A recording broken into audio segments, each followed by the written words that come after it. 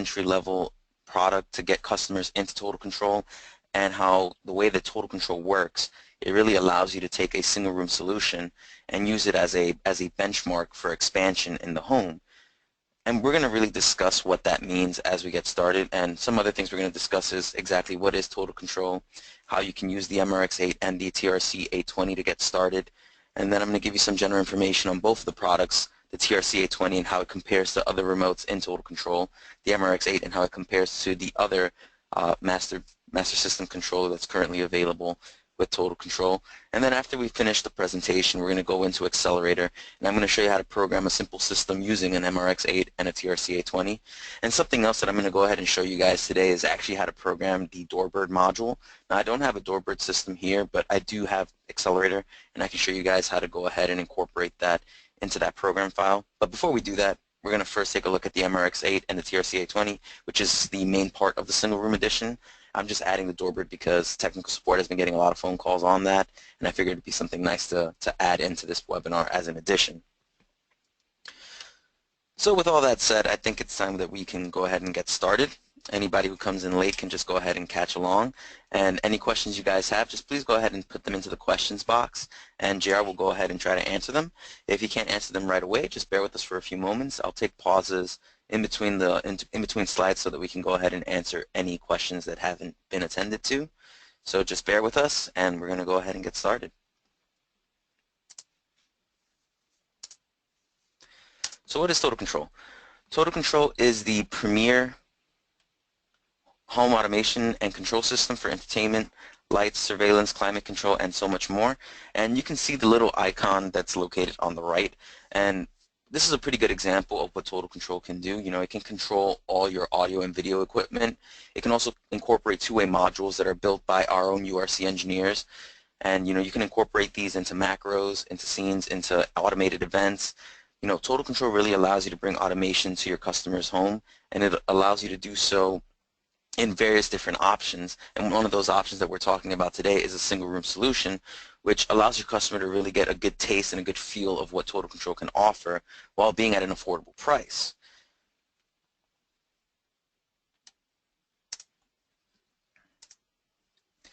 So with Total Control, you can control any device using IR, IP, or IS-232, and this is all from our database. Of course, you can build drivers from our database, which is something that we highly recommend, and I'll talk a little bit more about that when we jump into Accelerator as to what drivers are and why they're so important. You can also create custom macros to fit the needs of any requirements of your customer. Now keep in mind that Accelerator is going to build macros for you automatically. Once you accelerate in step 12, it's going to go ahead and take note of all the devices that you have in there. It's going to take note of all the inputs and all the things that go with that, and it's going to go ahead and create perfect macros for you. Now when I say perfect macros, I mean perfect macros in terms of how the system sees it. You know, these macros will not have any errors because they're going to go ahead and have all the device powers in them. They're going to have all the input changes. They're going to have everything that has been set into the programming steps prior to step 12. Of course, you can create custom macros in terms of automation macros, universal macros, event timers, and all that stuff. And this is a lot easier when you're looking into Accelerator, and we have much more in-depth and step-by-step courses available in the URC University that can allow you to really see how all of these things are done. The other thing that's provided with Total Control is full control of the system anywhere in the world using the URC mobile app. Now keep in mind that this is only possible when offsite control is enabled. And there are a few things that you need to know for offsite control. For example, you need to make sure that offsite control is enabled from within the base station in Accelerator.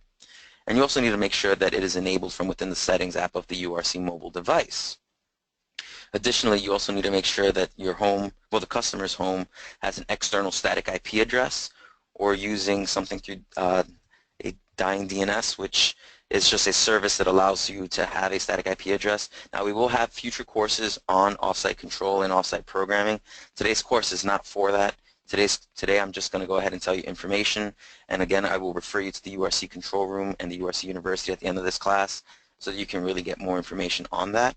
We are going to have courses on such of these topics at a later date, but currently I'm just going to go ahead and let you know that this information is out there and let you know that Total Control can do all of this stuff. And the other thing that Total Control can also do is it can react to the environment, and it does so using sensors. which you can do this with more than just sensors, but sensors is really one of the direct ways that total control can react to an environment. So, for example, we do have contact closure sensors, we have light sensors, and one of the real reasons, well, one of the ways that I have heard sensors being used is reacting to a cable box. So some cable boxes don't have discrete power on or discrete power off, but what they do have is a little light somewhere on the front panel of the cable box. And what you can do with total control is you can add a light sensor to that into the front of that little light switch on the cable box. And what will happen is that total control will go ahead and react to when that light switch is on or when it's off. When it's on, it'll let the total control system know that the cable box is on, and when it's off, the total control system will know that it is off. Now that's just a simple example of using sensors. There are plenty of other ways that you can go ahead and have total control react to the environment. A couple user benefits are that it allows you to consolidate your electronics into an easy to navigate menu, and this menu is totally customizable from Accelerator. So you, the installer, can go ahead and customize what the customer will see on the main menu, as well as dictate what they will see in the sub-menus and subcategories of the devices that are programmed into the system. And this allows them to have simple control from anywhere in or outside of the home or small business. Again, remember, off-site control is necessary for control outside of the home. But in terms of just navigating through your products from within the home, these interfaces are universal throughout the amount of total control interfaces that you'll have in the system. So every interface will more or less look the same despite what type of device it is. So just to put that in layman's term, a TKP 7600's user interface is going to look basically the same as a URC mobile interface on your iPhone or Android device. The only difference is going to be the size of the icons because of the fact that you are using two separate devices for control. Now the cool thing with device tracking is that regardless of what you're doing in the system, you can just go ahead and pick up your remote and it'll know automatically what you're using with the device tracking powers. So that's why you want to go ahead and make sure that you enter in the correct information into total control, as well as using drivers that are customized and tested into total control. So a couple other reasons that you're going to want to go ahead and use total control, and that's that they all come with all of our products come with a 2-year warranty from the date of installation. Our products are reliable, they're easy to program, they're easy to use, and total control is expandable, which is the whole purpose of this class today, is to tell you that you can start your customer off with a small system and little by little grow this up as your customer can go ahead and grow this. And it is profitable for you guys to sell. So a couple requirements when it comes to setting up a total control system. You do need a traditional network with a LAN and Wi-Fi, and you at least need one system controller and one URC interface. Now the good thing with the URC interface is that you can get the URC mobile app free with any system controller. So with the purchase of a system controller, you essentially have a user interface and you essentially have a system ready to go. But a little bit more to add to the requirements here.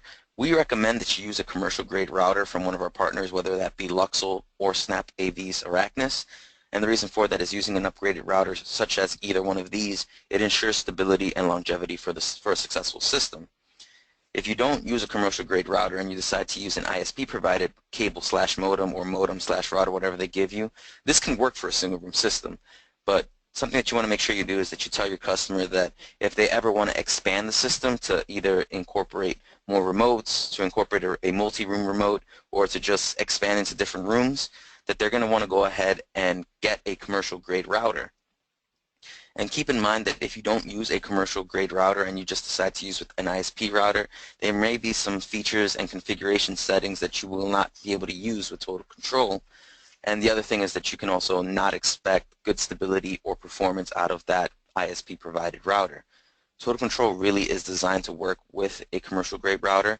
For a simple room, so in other words, for a simple solution as we are teaching today, for just an 820 and MRX8 in one room, a ISP provided router, it can work. It may be spotty at times because ISP routers aren't of top quality. These guys are mass producing these, and they want to do it cheaply. With everybody that's signing up for internet service for these companies, they don't want to go ahead and throw out expensive routers for that. So this is just something to keep in mind. You can use an ISP provided router for a one-room system with a TRC 820, but anytime you want to go ahead and expand and do more, like including two-way modules, including more automation, that's when you're going to really want a better grade router. And if you don't want to go with Luxel or SnapAVs or Acnis, just make sure that the router you're getting is of commercial quality. That's really the only recommendation that we give you here from URC when it comes to your network.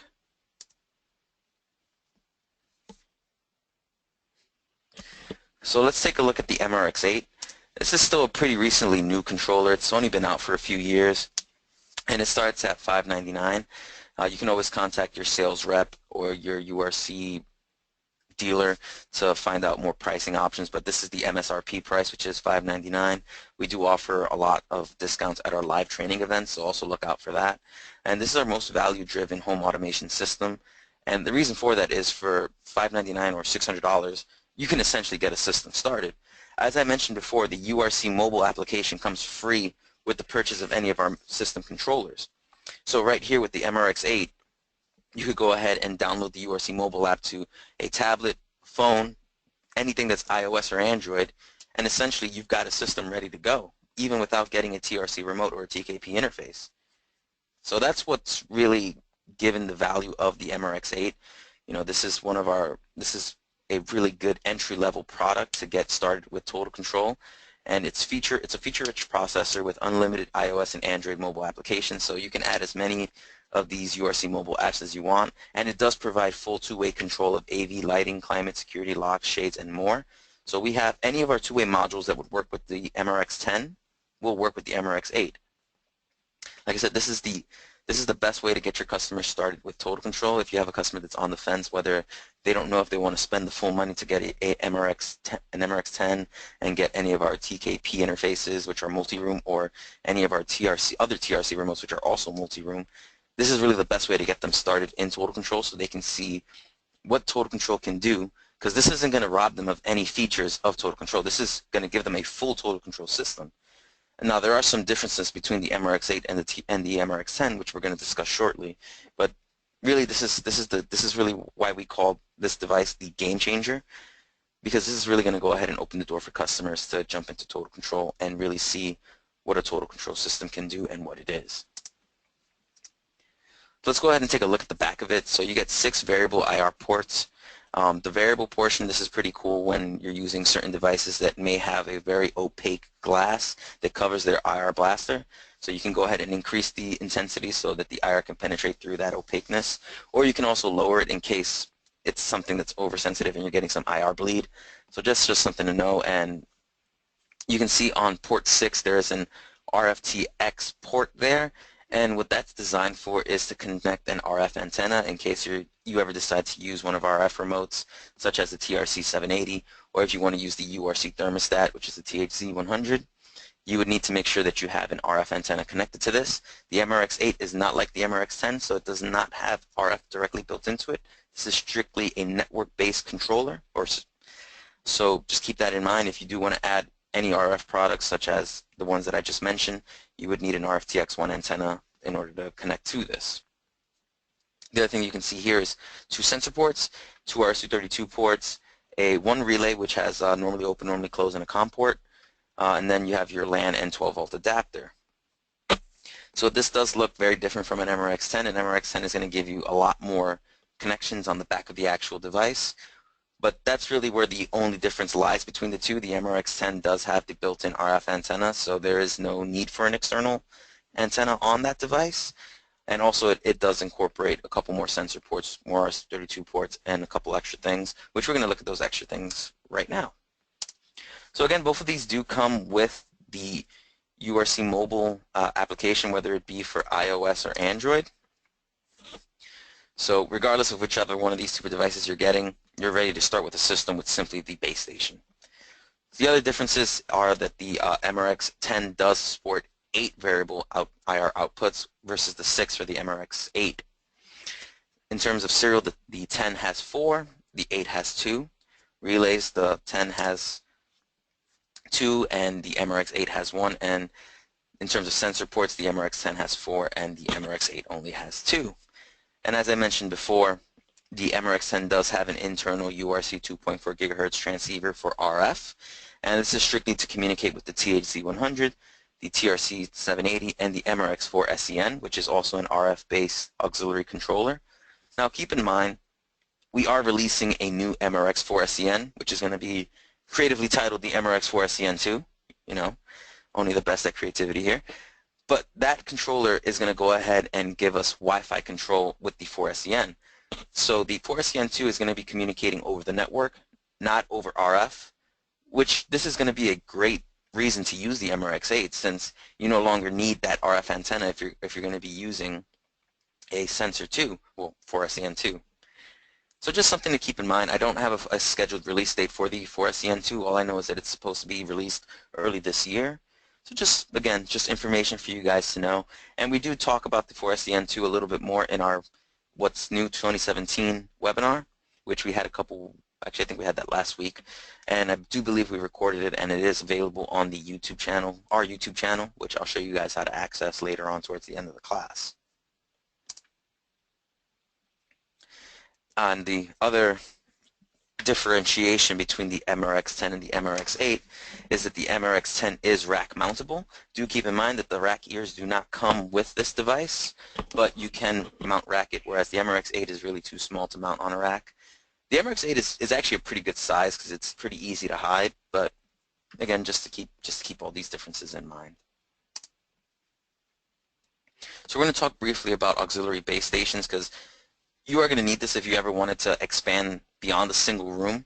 And I just want to go ahead and mention these very briefly to you guys. You know, these are not processors. You can't use these devices individually. You need to use these in conjunction with either the MRX8 or the MRX10. And you can expand into at maximum 32 rooms or 32 zones. So just keep that in mind. A total control system maxes out at 32. And you can use these to control any device via the traditional methods of IR. You can use the MRX4 IR, which is a Wi-Fi based auxiliary base station. It has 4 IR ports in the back, and it also has an IR blaster on the front. With the MRX4 IR, only the IR port 1 has a variable input. The rest are all at a set IR input that you cannot change. The 4SEN and the 4SEN2, when that releases, they're just going to have 4 sensor ports on the back. It's a good sensor expander, but that's really all it does. The MRX2, which looks similar in terms of physicality to the MRX8, gives you an additional 6 IR ports. And this device also communicates over the network, but it does need to be hardwired connected. It also provides you with, I believe, an extra 2 URC32 ports, so just something to keep in mind. And like I said, if you're going to use any of these auxiliary base stations, you need to be using it either with an MRX8 or an MRX10, which are still in line of our family products, or the discontinued MRX20 if your customer is still using that, or if you guys still have any of that in your warehouses or something like that. Again, this is just information for you to keep in mind, to always remember that auxiliary base stations are not brains, they are simply assistants. And here we just go ahead and show you guys exactly what you can expect to find on the MRX2 and the MRX4 IR. So like I said, you can see that the MRX2 has the 6 additional IR sensor ports, 2 serial ports, 1 relay, and one sensor port. So this is really good if you're going to go ahead and expand to another room so that you don't have to really get another, because you could always potentially get another master system controller and use it as a slave to the main controller. But this is really a cheaper option to do so. The MRX2 is $399 MSRP. And the MRX4IR is $299 MSRP. Keep in mind that the 4IR is Wi-Fi, but you do still need that hardwired connection for the initial setup. And as I said, it gives you 4 IR ports with 1 variable, which is the first input right here. And the rest of the 3 are fixed and cannot be changed. And it communicates over Wi-Fi with the front IR blaster. So now we're going to really talk about the TRC 820. Now this is still a pretty new remote. It retails for $399. It's got a 2-inch high-res LCD screen. It's designed for single room control only, so there is no rooms menu on this device. The end user has the ability to edit shortcut buttons on the actual remote itself. It does provide full 2-way data feedback from URC compatible third-party devices, which I'll show you on the URC control room where you can find all the available third-party 2-way modules. It has a pickup sensor which can be adjusted from the settings menu of the device itself. It's very lightweight, and it's also ergonomic. It's got the grooves on the bottom hand so that it fits better on the hands. And it has a rechargeable lithium-ion battery. And it comes with a battery cord. It does not charge through a docking station or anything like that. You just use the cord to charge it. And it communicates over Quick Connect Wi-Fi, which if you're familiar with any Total Control product that uses Wi-Fi, it uses the similar Wi-Fi chip. So keep in mind that none of our Total Control remote controls use direct IR. The IR is all drawn from the base station, so just something to keep in mind. I know this is pretty basic. Anybody who's using Total Control should know this, but just in case we've got anybody who's new to programming Total Control in taking today's class and is really taking a look at the TRC 820, the MRX 8, and all of these Total Control products for the first time, this is something that's very important to know. None of our products use direct IR. It's all done through emitters or from the IR blaster of the MRX4IR. So here we're going to do a little comparison in terms of all of our handheld remotes. So the TRC 780, this is actually one of our most popular remotes, despite the fact that it only communicates over IR, and it does not get two-way metadata feedback. It only gets text feedback, and it only gets that feedback from URC devices only. Now this is really an entry-level remote when using the MRX 10 because it only communicates over RF. Now if you want to go ahead and give your customer that full two-way control, and you want to also just kind of give them a taste of what Total Control can offer, that's where the TRC 820 comes in. This is really designed for new customers or for customers who maybe have kids and just want to go ahead and have a room that only allows them to control that room specifically. That's also a good situation where the TRC 820 can be added to any system, because you can always start a fresh system with the TRC 820, or you can add a TRC 820 to an already existing system.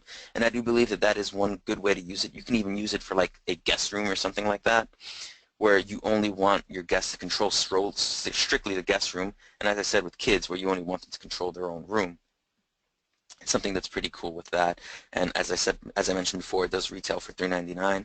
Now the TRC 1080, that is our premium remote here, and this has a full rooms menu. This can control every room in the system. It's got the 2-inch LCD screen. It's got the Quick Connect Wi-Fi. It's got the two-way metadata feedback, rechargeable battery, pickup sensor, and this does have backlit buttons. So that's something else that the TRC 820 does not have. It does not have backlit buttons. Okay, so I see some questions here. You should sell an optional docking station for this and the R500. That's really not a decision that was made up to us. That was just something that was done by the marketing team. No backlit buttons. That was done as a decision just to keep the cost down. And I believe that's also why there was no docking station included with the TRC 820. We can take this feedback over to the URC engineers and to the URC executives. As for the R500, I know that a docking station will never be added to that, nor do I think it would be added for the TRC 820. However, we can take this feedback, and for future products that we'll release for either MX Home Pro or for Total Control, we can go ahead and tell them that our customers really do like the docking station, and that is something that should be included, as well as the backlit buttons. As I said, those were probably removed to keep costs down. Hey, Elvin. Whether or not, yes, sir. Yeah, the idea from the sales aspect of it is you obviously want to sell the 1080. And if the 820 is just too equipped, it makes it very difficult to offer the 1080, and to justify that extra $200. And I think after you add a docking station and backlit buttons, the price became so close to the 1080 that it didn't give a value opportunity for a single room system. Okay, so there you guys go. There's the sales aspect reasoning behind the pricing. So unfortunately, that's just the way that it is. That's just the way that these products were made, and that's the way that the products are out, and that's how they're sold. But if you guys do have more questions, just please go ahead and throw them in that questions box, and we'll take a pause like we did right now to answer them. But for now, we're going to go ahead and return to the PowerPoint. But feel free to make more questions if you do have them, although I do think this is our last slide. No, it is not. Okay, so combining the TRC 820 with the MRX 8 you're looking at about $998 MSRP, so close to $1,000, but you've gotten started with a total control system. And with this, the MRX8 can use the TRC-820 as well as the URC mobile applications on any iOS or Android device. And the TRC-820 is a Wi-Fi. When it says video remote, what this means is that you can view live video feeds on the screen of the TRC-820. And the scalability is just in terms of the margin that you guys can go ahead and make when you're selling this. And here's just a comparison when you're using what's called the game changer, which is the MRX8 coupled with the TRC-820. So if you were to compare it to CCP, which CCP has been around for generations, probably older than I am, and when you add it all together with CCP, without including the programming, you're looking at 1,146, which is pretty steep. And you're not getting two-way feedback with CCP. You're using RF control. You're using older tech, which while it's still reliable and still pretty good, it's not really what your customers are going to want. So with selling the MRX8 and the TRC-820, you're saving your customers some money. It's under $1,000, even if it is just under $1,000, but you're giving them a lot more features. And it's, with CCP, it's still single room control. And the TRC-820 does offer that single room control, but it offers the option of expandability, which is something that Complete Control never really was able to offer, at least not directly. And programming with Total Control, especially for a single room, is much, much faster. And that's something that I'm going to show you right now. Yes, and other features to also mention with Total Control that you don't get with CCP. Total Control with the purchase of the base station, you're included with the iOS and Android application. CCP, you have to purchase that separately. So that's where you see that $99 charge on the left. That is the price for the application. And there is no type of off-site control when it comes to Complete Control or off-site programming, which is all offered with Total Control. Of course, all that stuff needs to be set up through the appropriate means. But for now, for today's class, you just need to know that it is available.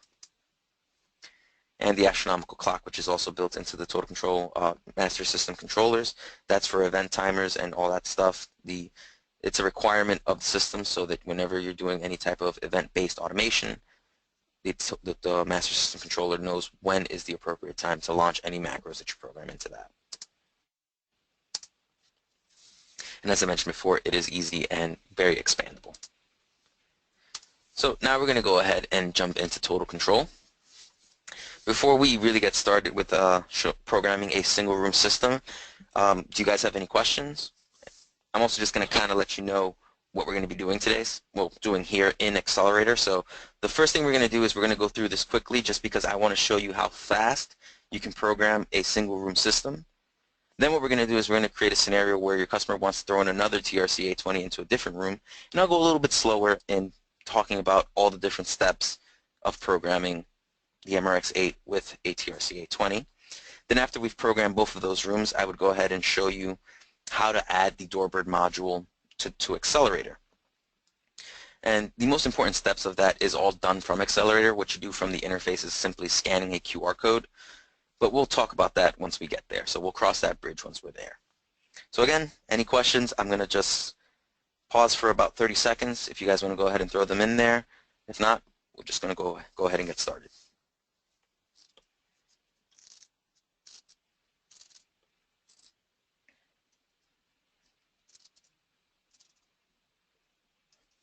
Okay, so the first required thing that we need to do here is we need to give a location for the Master System controller. So we're going to go ahead and just call this living room. That's where we're going to put this. We're going to make sure that we select the MRX8 from the primary controller type. Then the next thing we want to do is we want to go ahead and enter in the zip code here, which I live in the Bronx, so my zip code is 10462. And once you type in that zip code, it's going to go ahead and tell you exactly what city and state you're in, and it's going to go ahead and give you longitude and latitude coordinates.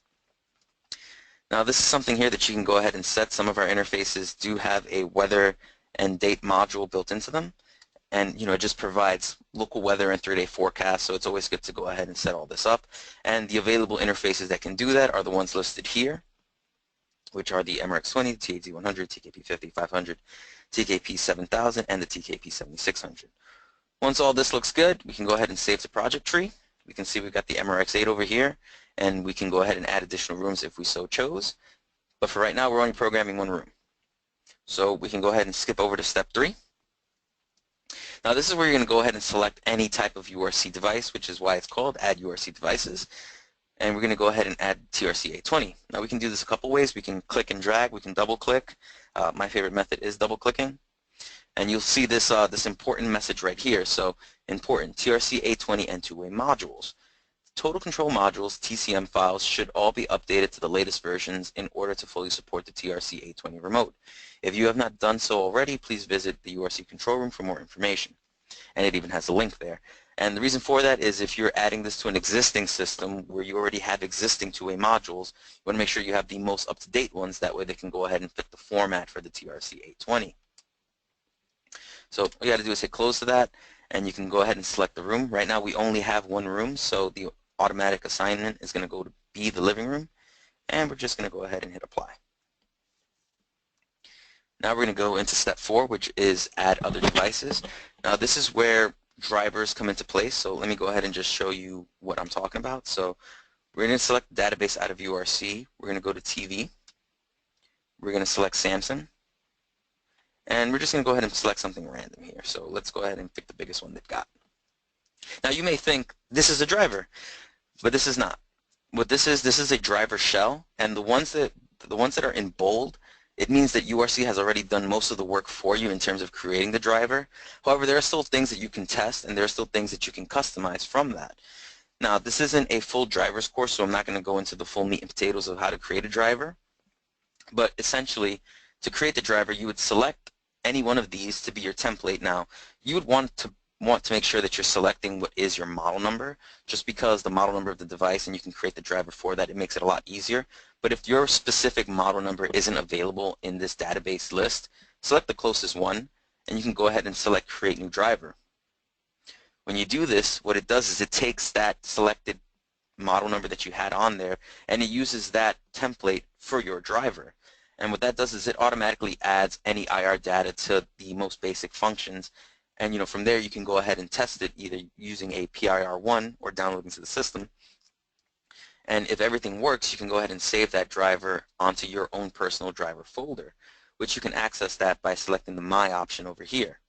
So under My options here, that was on my work computer, so I do not have them here on my laptop. I did not bring that over. But either way, what you would do is you would go ahead and select whatever type of device that you saved as your own personal driver and select the category. Now this is very cool if your company only installs Samsung TVs or only does Denon AVRs, and you guys repeatedly use specific model numbers. So instead of having to go through the process of looking for the model and all that, you can just go ahead and add the driver specifically from your database. Unfortunately, I can't do that now because all the drivers that I created yesterday were on my work computer and not my laptop. So I kind of shot myself on the foot there. So I'm just going to go ahead and just add something from here. Keep in mind that these bolded drivers can work. It's just recommended to create your own drivers. So we're just going to go ahead and throw this on here. And again, we're just creating a single room system, so we're just going to add the bare bones basics. So we're going to go ahead and throw a cable box. And just for a little differentiation, we're going to go into IP, and we're going to select an audio device. And we'll do Sony. And let's go ahead and throw a Blu-ray player in here as well. So, the basics that you would find in the living room is what we're throwing on here right now. For cable boxes and Blu-rays, there aren't any drivers for them. While you can attempt to create a driver, essentially it's just going to go ahead and take the information that is on this driver shell and just throw it on there. So drivers are really important for devices that use input commands such as AVR, TVs, matrix switchers, things like that. For cable boxes and Blu-rays, there isn't a heavy emphasis on drivers. So with those devices, you don't necessarily need to feel tied down to create a driver for that. Well, it's still recommended. Just keep in mind that these can work perfectly for Blu-rays, for cable boxes, for satellite boxes. for very minor devices. For anything that has inputs and requires input switching or input routing, that's where you really want to create a driver. So there we go. We've got all the devices that we want in our living room right now. And we can go ahead and select these options here and rename them. So we could call this living room TV. We could call this living room cable. We'll go ahead and rename this to living room audio. And lastly, living room Blu-ray. Now you don't have to call it what I'm calling it. You know, you can call this whatever you want. That's what the whole customization options for this are.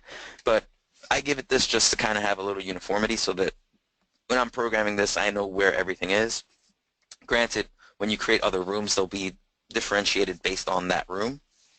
But again, just stuff to keep in mind. Step 5, do not skip this step.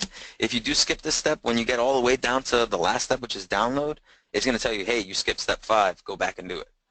So avoid that and just perform the step. So you're just going to route your IR, which is pretty simple. If you've ever done CCP, this is more or less the same thing. Other things that you can do here, you can activate sensors. So for example, if I wanted to put a sensor onto my cable box, even though I do know that FiOS does have discrete power on and power off, but I could just throw the cable option onto the sensor here and make sure that it's power state, and with that I can go ahead and create a macro in step 12 for that. I see we have a question here. While adding devices, should they be active on the system or can they be added then installed later? Which is best? Okay, so technically you could program all this without having any hardware in front of you, technically. However, if you want to make sure that everything that you're adding into the system works, we do recommend that you do this while you have all the products in front of you, and we highly recommend using what's called the PIR1. It's this little rectangular device that we sell, and it just connects to your computer and it shoots out IR. That's all it does. It shoots out IR, and you can use it to learn commands into Accelerator. So the best way to do this would be to program this with all the devices that you want in front of you, and you test this from step 4. Which is where I said creating drivers is important, because you can test each and every command from there, or at least a few commands, to make sure that it works. So to answer your question, what we would recommend is that you program your system with the devices in front of you for testing. However, in terms of making it work, if you know that your drivers are going to work, then you don't technically need anything in front of you. But if you don't know that, we recommend that you have everything in front of you. Hope that answers your question, Ken.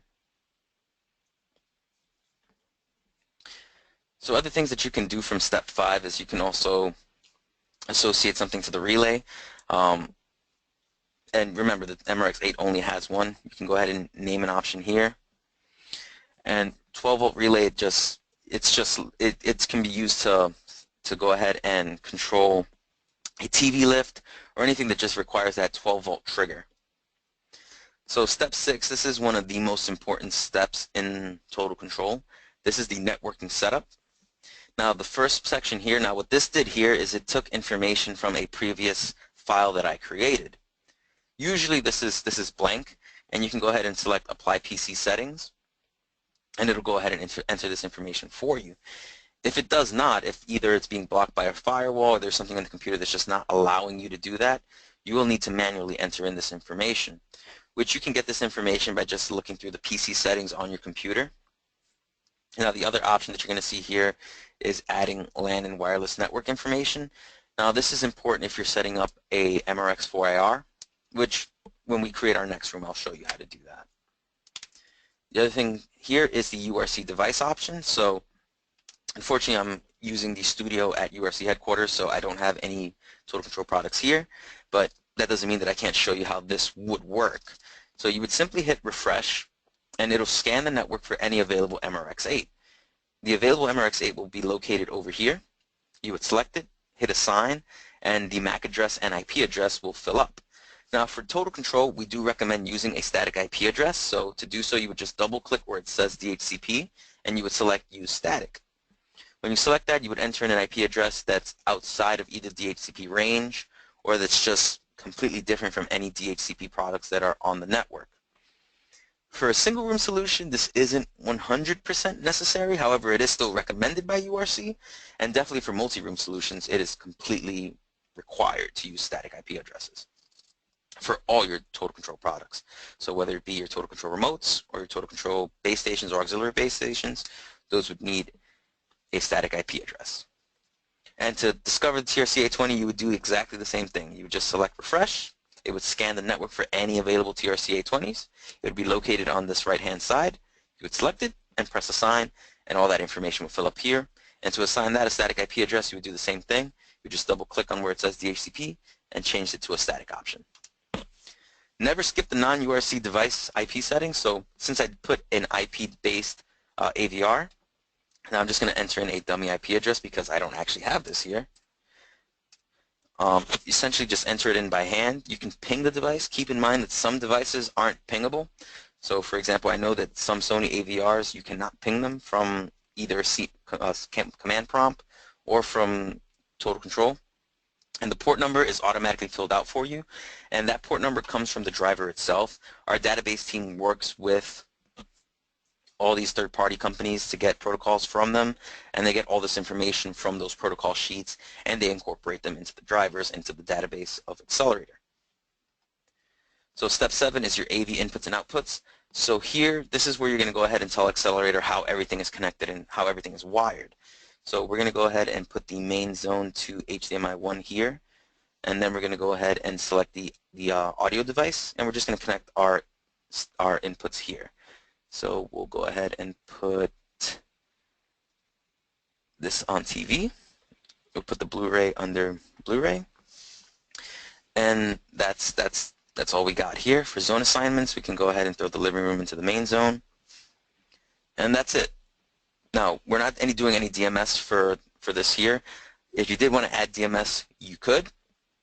You could use like a DMS 1200 or something that's just a single zone. If you're selling an MRX8 with just an MRX8 with just a TRC-820, your customers may not be looking to do DMS just yet, so it might just be something that you want to mention to them. But if they are, most of the setup would be done from here. We will have future classes where we go a little more in depth into DMS setup because it is a process in itself. And we are having new DMS products released, such as the DMS in and the DMS out.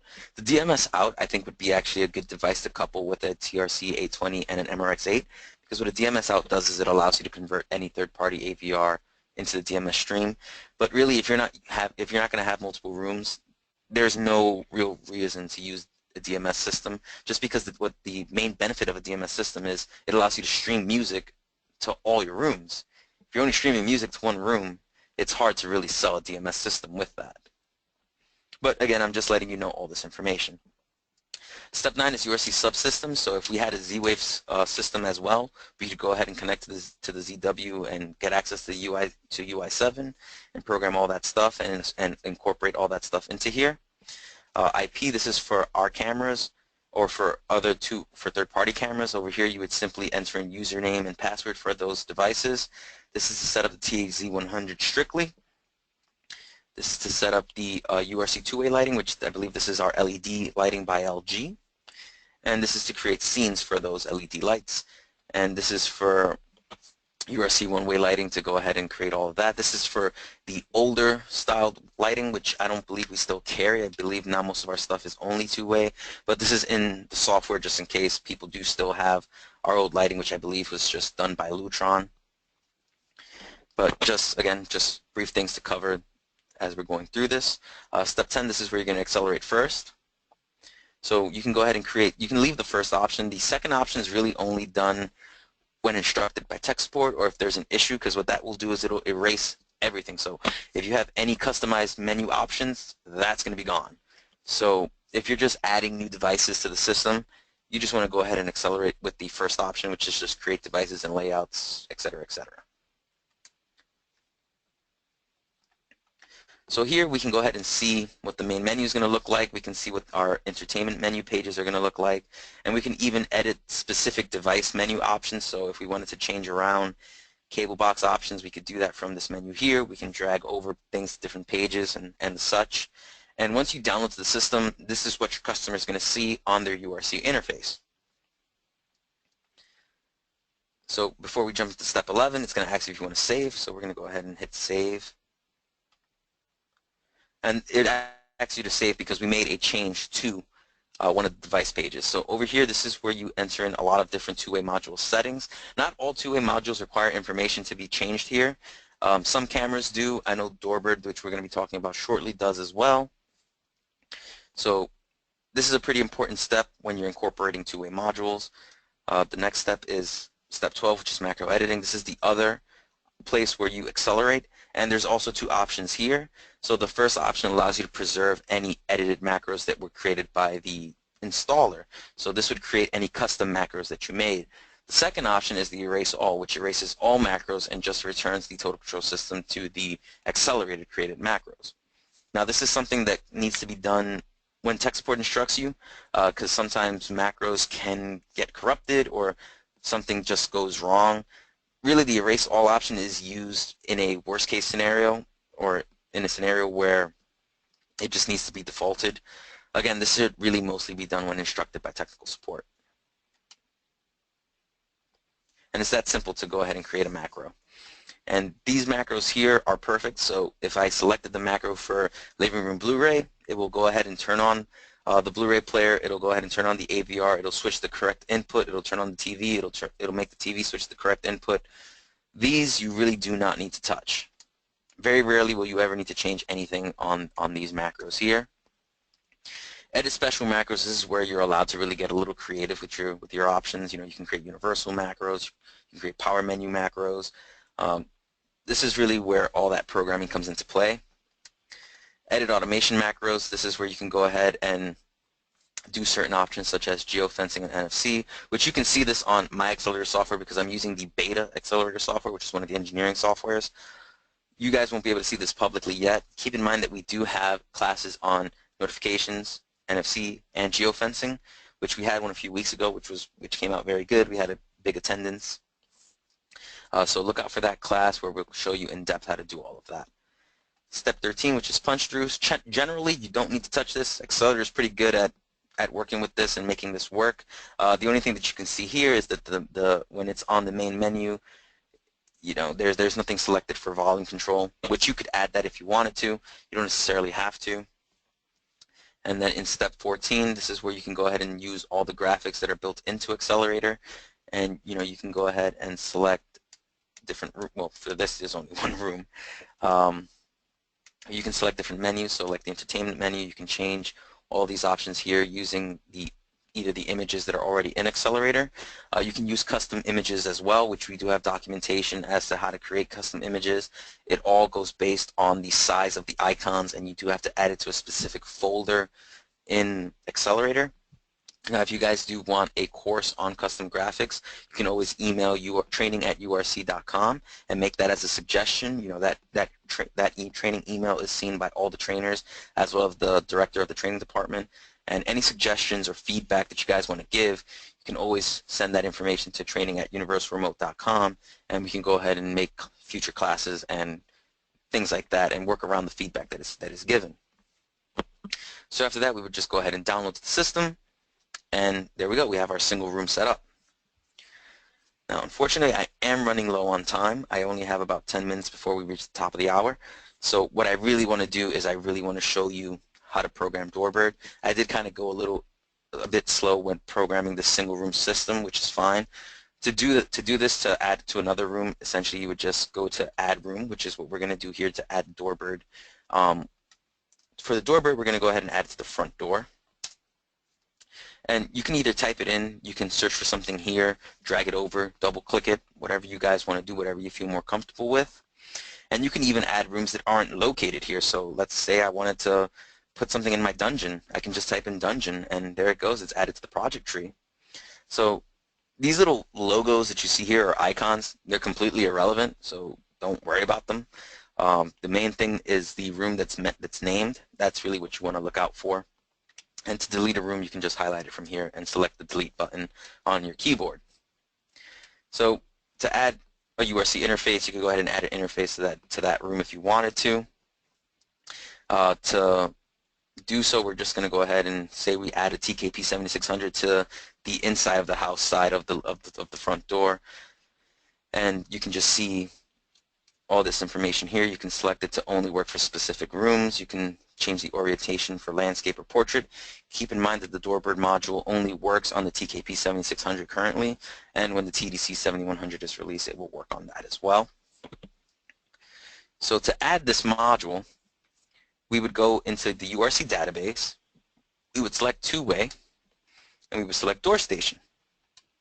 Real simple. Select Doorbird, door station is the model, and then we just go ahead and select add selected models, and we see it added there to our front door. There's nothing to do in step 5 for this. In step 6, what you want to do is enter in a dummy IP address. Essentially, you just want this IP address to be different from any other IP address that's on the system. So in other words, I don't want this IP address to match this one. The Doorbird unit uses the MAC address, the Wi-Fi MAC address of the Doorbird station in order to communicate with Total Control. So the IP address is irrelevant in that terms, but in terms of how Accelerator keeps track of all non-URC devices on the network, you need to add something in here. There's nothing in step 7 for this, nothing in step 9. However, we are going to accelerate since we've added this to the system. So that's all we want to do there. The next thing we want to do is jump into step 11. Now here, we're going to go ahead and change the room. We're going to select the front door, and we can see the door station is automatically filled in for us. Now what's important here is this bottom portion here. This is where you would enter in the Wi-Fi MAC address. You do not include any colons, you do not include any spaces, you do not include anything that isn't just numbers and letters. So let's say it was something like this, whatever. That's definitely not a MAC address, but let's just say it looked like that. You wouldn't want to enter in any separate spaces, you don't want to enter in anything separate from that. Now all this information is located on the digital passport that you will receive in the box with the Doorbird station. So I'm not making up this information, and I'm not getting this information from the back of the unit. I'm using this from the Doorbird's passport that's provided with the unit. That's also where I will enter in the username. And again, no spaces. As you can see, I'm just hitting the down button on my keyboard. I'm including no spaces. And same thing for password. All this information is available on the digital passport that comes in the box with the Doorbird station. Then I'll go into step 12. I'll accelerate as I would normally. And then step 13 and step 14 are relevant to adding a Doorbird station. From that point, you would go ahead and select download. Once you've downloaded to the unit, you want to make sure that you enable the intercom on the 7600 by holding the main and mute button for about 10 seconds. It'll jump you into the settings menu of the TKP 7600, and this is the general way of accessing the settings menu on any of our keypads. On the TRC 820, you would just hold the enter and the main button for over 10 seconds, and that'll jump you into the settings menu there. So once you're in the settings menu of your 7600, you just enable the intercom, go back to the main menu of your front door, select intercom, and you'll see a Doorbird icon on there, and that's the Doorbird two-way module. From there, you would select that button, and upon selecting that button, the camera is going to go ahead and open up and tell you to scan the QR code. You go ahead and manually drag the QR code in front of the camera of the 7600, let it scan, and you've added your door station. And the two-way module works very similar to the Doorbird mobile application that's available for iOS or Android, and this is made by Doorbird themselves, so this isn't a URC application. But before you start programming with or start using the two-way module, I do highly recommend that you at least download the Doorbird app on your phone and kind of see how the navigation works with that before jumping into the two-way module, because it navigates exactly the same. So that's what I've got for you guys today. So we programmed a simple system. I got to show you something new and something different, which is the Doorbird module. If you guys have more questions, please go ahead and drop them in the questions box. I will leave this open for a few more minutes. And thank you for joining us for today's webinar. JR, if you've got anything else to add to the presentation today, please go ahead and give us any feedback you want. Sure. Otherwise, just so everybody knows that if you're going to do a Doorbird, there's an e-learning on the university that goes through it step by step. Which I can actually go ahead and show you guys. And on the URC University, you're going to be able to find a lot of other things as well. So, for example, you can find in Total Control courses, you can find information on programming and doing everything that we talked about today. So under the programming course, you can see that we've got about 25 options here, 25 items for programming. And we've got things from integrating Alexa, integrating Doorbird, accelerated creating the one-room system, which this is essentially the class that I've given you today, which almost ran for the exact same amount of time as I did today. But this is much more in-depth. This is much more intuitive. This isn't just somebody speaking to you and answering your questions. This is really going through the process, and it's watching it through step by step at your own pace, which is the most important thing. And really, you can find a lot from here. You can view information on offsite programming, on the networking setup, on more offsite programming. There's really a lot that you can find on the URC universities, and all these e-learnings are done by JR. And he takes his time in doing these, and he really does it step by step. And it's very simple to really grasp the concepts that he's trying to teach you guys. On the Home tab, I just want to show you guys something real quick, is the URC University calendar. And this has information on all the future events, whether it be live or online. So we are here on the 24th, Total Control the Single Room Edition. Next week on Monday, we have MX Home Pro getting started with programming, so you guys can sign up for that if you want to. And on that Friday, which is March 3rd, we have Total Control and the World of Z-Wave. So just future classes. You can also see we've got more classes scheduled in March. So we've got more Z-Wave integration in MX Home Pro and another Alexa course coming the week after that. So that's just the extra bit of information to show you guys in terms of the URC University and the URC Control Room. So again, thank you guys for joining us on today's webinar. Any further questions or feedback, you can go ahead and drop them in the questions box, or you can go ahead and email training@universalremote.com and give us any feedback you guys have. And thank you guys for joining us.